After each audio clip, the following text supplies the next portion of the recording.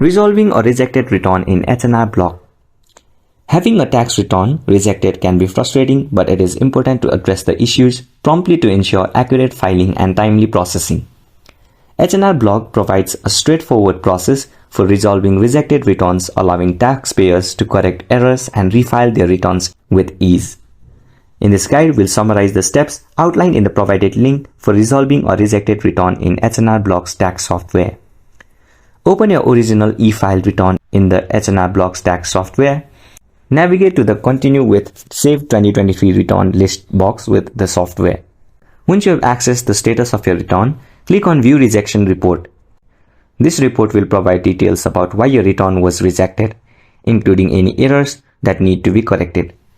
Review the e-file rejection report carefully to identify and correct any errors on your rejected H&R Block return.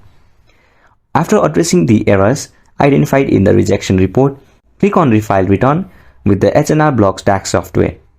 If your federal return was rejected but the status return was e-filed together and not processed, you'll need to file your state return along with the corrected federal return.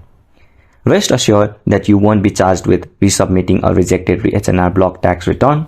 This software allows you to correct errors and refile your return at no extra cost.